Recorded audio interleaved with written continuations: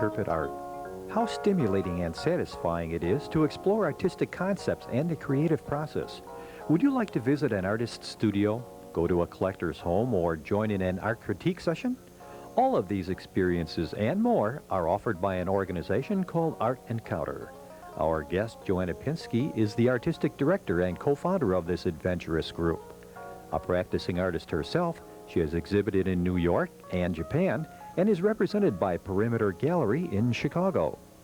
Let's share her most unusual art and philosophy. Sit back and enjoy.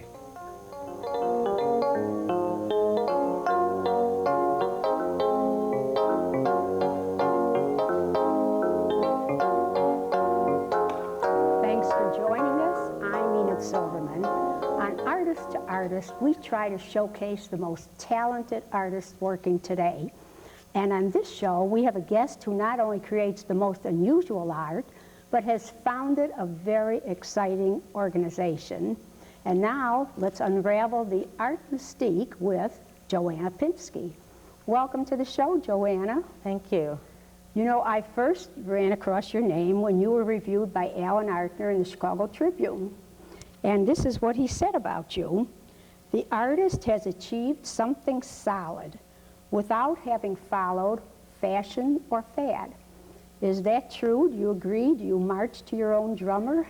I certainly do. I hope I've achieved something solid. That I don't know. But I do often feel a little removed from what's happening in the art world, even though I keep very, very much abreast of what's going on.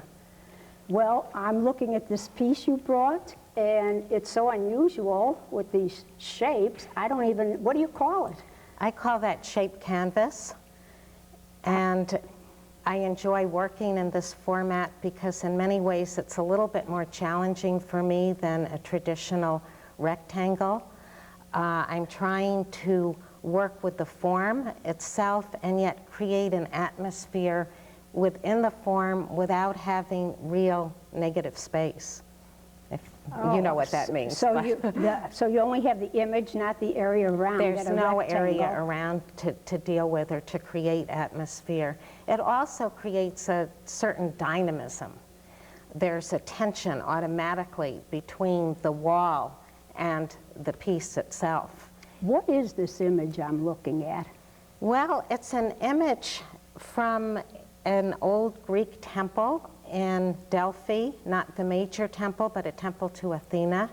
And I'm fascinated by old buildings and ruins and the fact that the building felt like it was just carefully balanced. I thought if I took a deep breath, it might fall over. And at the same time, I could imagine a sort of spiritual sense emanating from the building, and I wanted to recapture what it might have meant at another time. Now I see you have texture on here. Is that sand? This is sand. This is a white sand that comes from, I think somebody brought me that sand from Aruba. This is a brown sand that we use here in Chicago to melt snow. And I like to use the textures because they create a different visceral sense in the work. They give you another sort of feeling. So it's multi-dimensional. What about your colors? Are they for that extra sense of drama too? You know, when I first started working with sand, I felt that I had to use earth tones so that it would be coordinated with the sand. But in the recent work, I've enjoyed this contrast of the natural and the vivid. And I guess I just see by color. I like intense color. And I know a lot of people say, oh, you know, that's too uncomfortable for me, but I enjoy working with these sharp contrasts. Well, let's look at the one over here. Okay. Now, what is this all about? This came from a photo that I took of a lumber mill in Oregon. And I was interested in using the sand over here to create a sense of the wood. At the same time, there was a pile of dirt. This looks like a bridge. It wasn't. This was part of the mill, but I'm mostly interested in the mystery of what these factory images achieve. I don't know how they work, but there they are, and in a way they're destroying the landscape, but then we're also dependent upon them. I'm also really interested in color, shape, balance. I notice a real vigorous brush stroke on the bottom there. You know what this is? It's color laid over color, very much like a scratch board. You know how people will color with different crayons and then cover it with black Oh, so and then you scrape it scratch off? out and the color comes through? And I'm using acrylics, and I scratch out when the paint is wet. I started the technique with the sand, the use of the sand. I love that sand on that one and the variation of the color behind it. Thank you. I Is like that to achieve bark or? a sense of wood, a sense of bark, a sense of rough versus smooth, a sense of atmosphere versus something solid. I really like to deal with the oppositions, that which is concrete and that which you can't quite hold on to. And I think that's part of the shaping of the canvas as well, the idea of the geometry against the more organic forms within So the after you paintings. took a photo and then you abstract from the photo, but I you still do. need a little reference for your shapes? Well, it's interesting, when I first started working with shaped canvases, I worked purely abstractly, and then all of a sudden I became interested in images around me. So I take lots of pictures, and my family says to me, how come you never have people in your pictures? You know, you take pictures of things that are falling apart, of factories. Why? But I see a beauty in the structure. Tell us. I can't even imagine how you make that piece. Well, first of all, I start with pencil drawings to get the shape. I work with the photographs and I try to find a shape. But the medium itself is a very unforgiving medium. And once you cut that wood and those canvases are stretched, there's no changing? You're stuck. And it's not only the wood, but it's the surfaces. Once the sand is down, you can't change it. So this is the preliminary drawing? So this is a preliminary for that sketch. canvas. This is a preliminary one, and you can see that it looks quite a bit alike, but really the color is different. And when they get blown up, they change quite a bit. But you have a real preconceived idea before you start. I do. Maybe Let's see some of your other preliminary sketches. Now these are very preliminary because these are sketches that I'm working on right now. I've just gone through the struggle of building the stretchers for these paintings. So you actually cut the wood and miter the corners and then stretch the canvas over this? Yes, and stretching the canvas is pretty easy because I use unsized canvas, and it stretches quite easily. Building the stretchers is another matter. And you do that all yourself? Yes, and these are broken down into sections, just depending on the angles, and then they're bolted together. This particular one is a picture of some underpass in Chicago. And again, I'm interested in some kind of mystery that's there. I don't know what, but the light becomes important. So you're traveling around with your camera, and when you see something that hits you emotionally, you photograph it and then you do your thing to it? I like to keep a camera in the car, and so that if I see the place and the light is right, I can get some photos. This next one is, I brought an example of two. This was from a photo on a ferry boat that I was on last summer, and I brought two sketches so that you can see the color possibilities. So you're experimenting, and then you'll decide at some point which way to go? And I'm not sure I'll do either one yet, but it just depends on the mood, and probably the color will change again. It's just that because of the layering process, I need to have some idea ahead of time. Unforgiving medium, right? Right, exactly. Terrific. How did you ever get started in this style? Well, I suppose I was influenced initially by Frank Stella, who was really the first, I think, contemporary artist to take a shape beyond a traditional format. Not that there weren't some shapes, but he really made some unusual ones. And once I got started doing it, then I just couldn't stop. You know as an artist that as you work, one thing leads to another. And one idea takes you to another idea. And I've moved through aerial perspectives of landscape, initially from geometry to landscape to this body of work. Okay, now you're going to take us on a slideshow. Yes. And we're going to have a little tour of your most recent works. Yes. So you'll take us right through the creative process? what your motivation was and how you did it.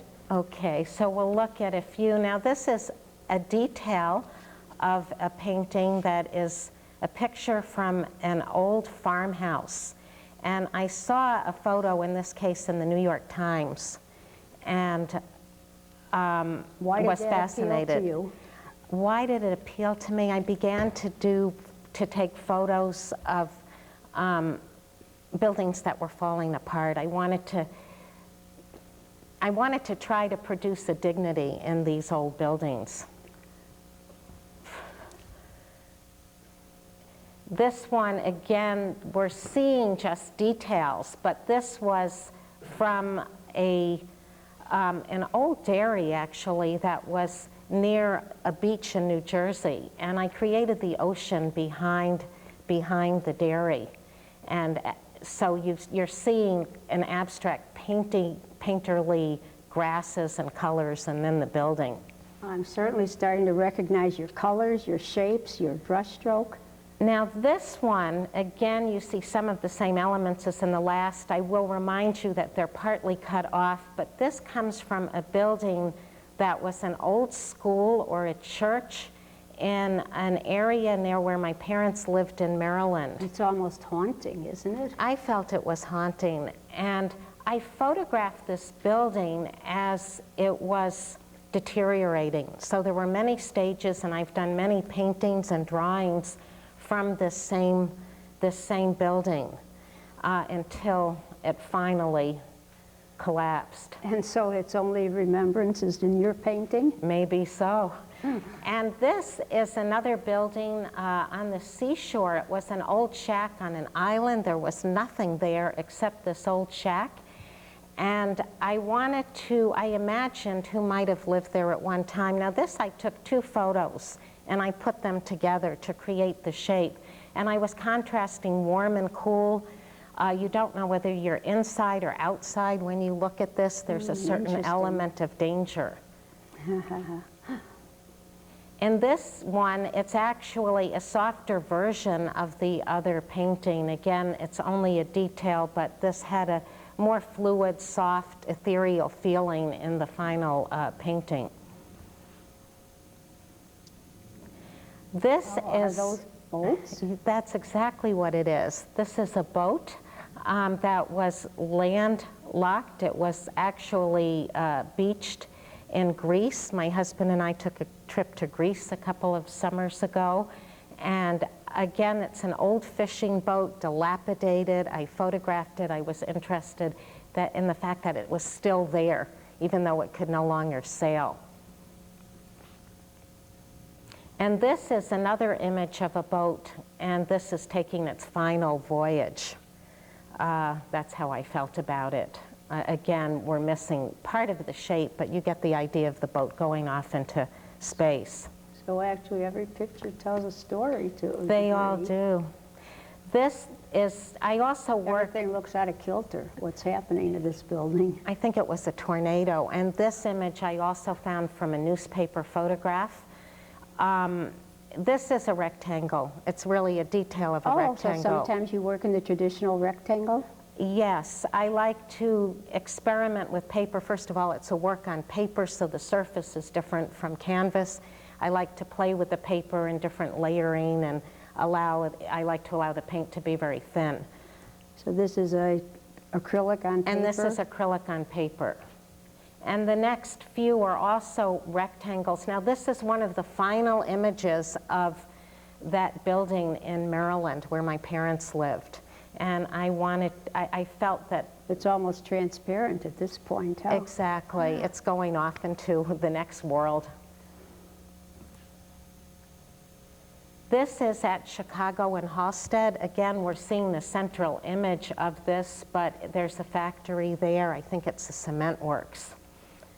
And let's take a look at this final one that is of the same Chicago and Halsted location. Well, it seems you're fascinated with buildings and old buildings and dilapidated things. They almost become a spiritual meaning to you. Why does that fascinate you so much? I became interested in buildings at the time that my parents were ill, and dying, and my children were fleeing the nest.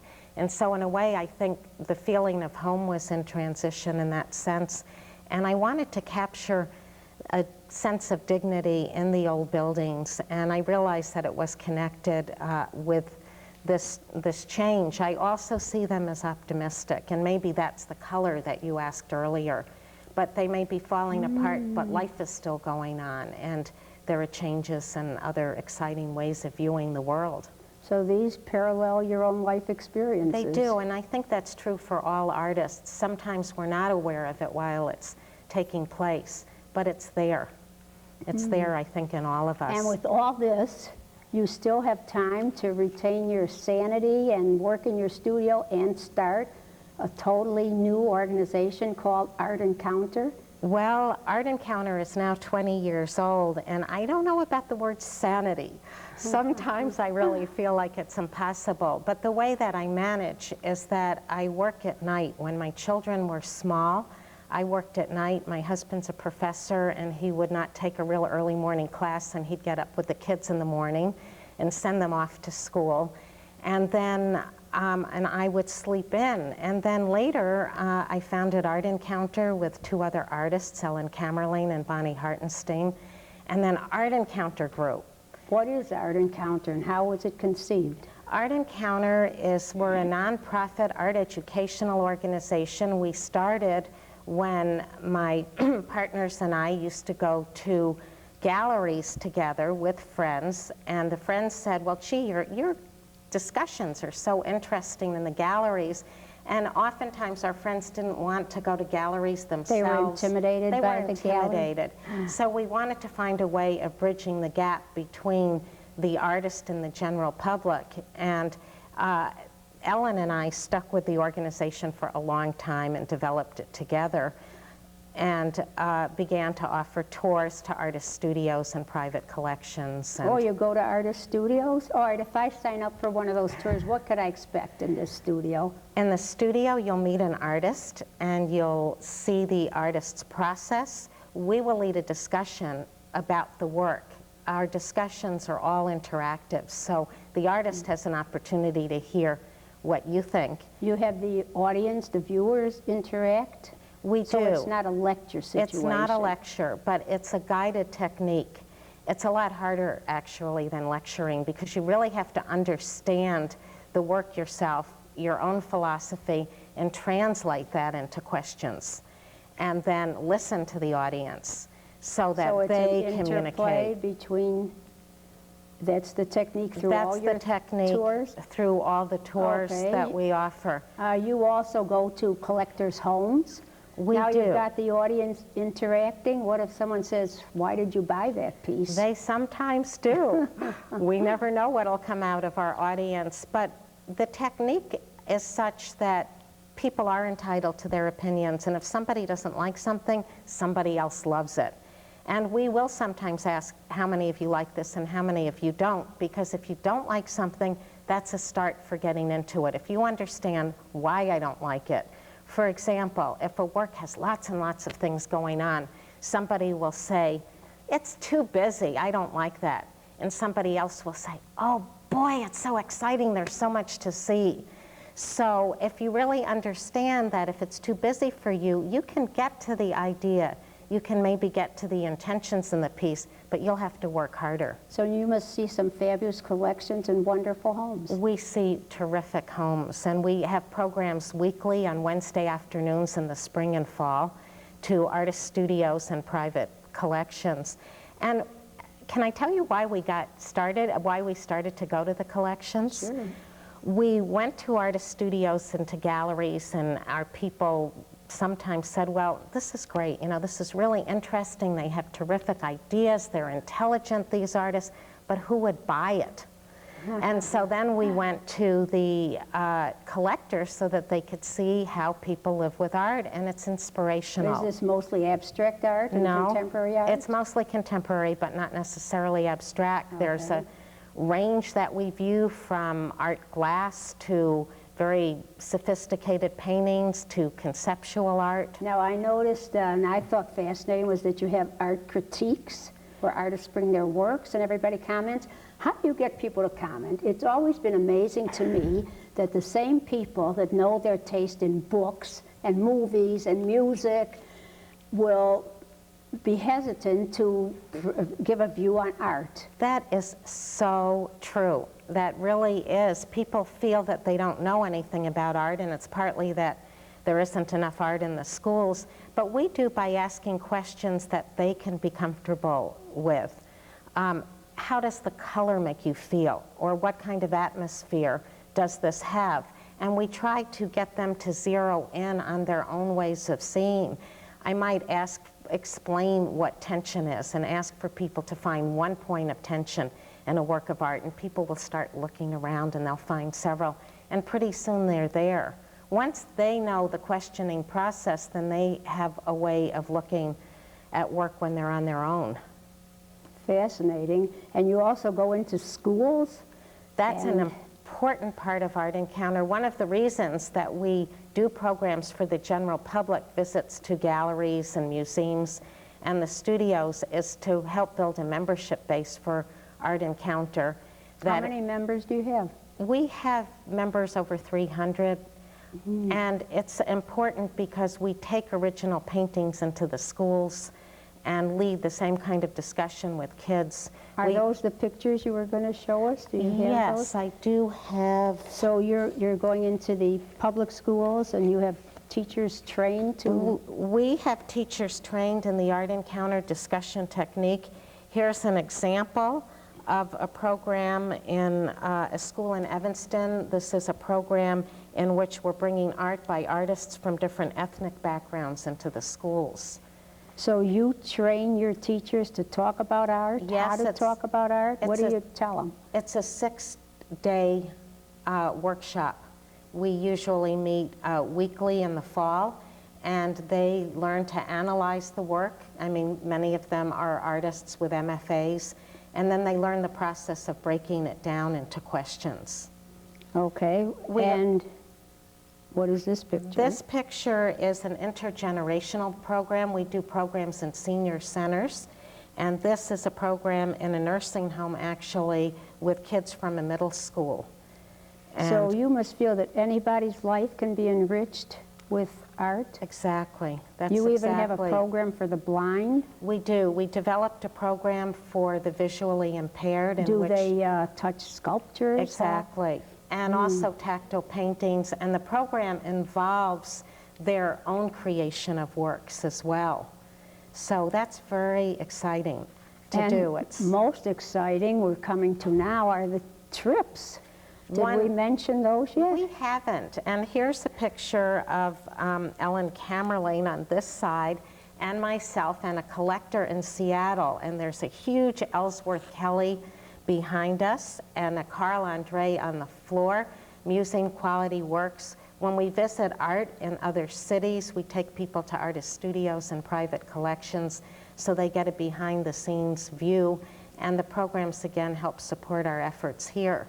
So you go into different cities and it's an in-depth program looking at the art of the city? Exactly. Well, that sounds fantastic. So with all your work, you get to go on vacation once in a while as part of the process? It is fun. Is that work too, though, when you're leading these discussions? It is work, and Ellen and I go 5 days early, and we plan, we take a look at all the studios that we'll be visiting at that time, and then the people come and we go through it again, and we get very scared before they come, but it always works out. It's a lot of fun. Well, tell me, your original vision for Art Encounter, do you think you've met that goal or you've surpassed your dream? I feel that the vision is a growing one, and there's always a new program. There's always a new group of people to reach. I'm thrilled with it. It's very exciting and stimulating. And it also offers just new visions. We're going to Vancouver and Victoria this summer with Art Encounter, and I'm looking forward to that. And we have some other trips down the road. And you're also funded by the Illinois Arts Council? We are funded by the Illinois Arts Council, the Evanston Arts Council, and many private funders. Are you the only ones doing this kind of thing? I think so. I think that we are.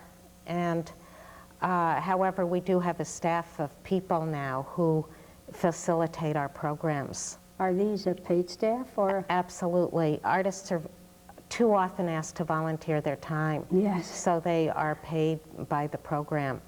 That's wonderful. So what's in the future besides these trips? How is your work going to interact with this? It seems over all the years, though your life has changed, you're still...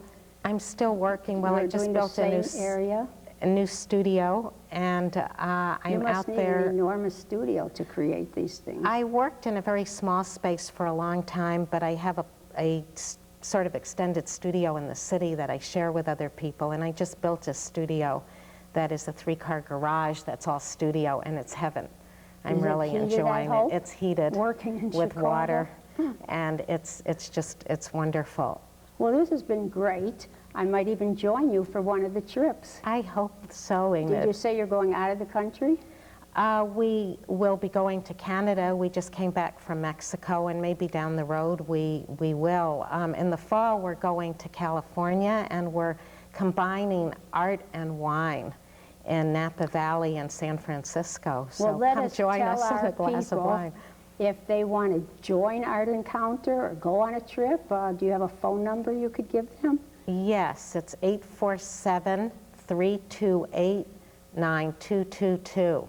Okay, and you're located in Evanston. We're located in Evanston, but programs take place throughout the Chicago metropolitan area.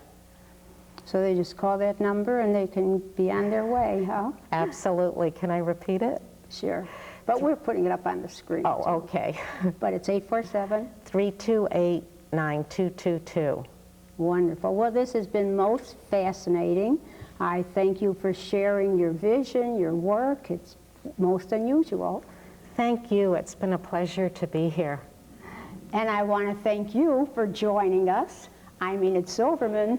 This is Artist to Artist. If you want to see more of our guests' work, you can visit Joanna Pinsky in her studio in Evanston, or you can see her work at Perimeter Gallery in Chicago. Till next time, I'll be looking for you on Artist to Artist.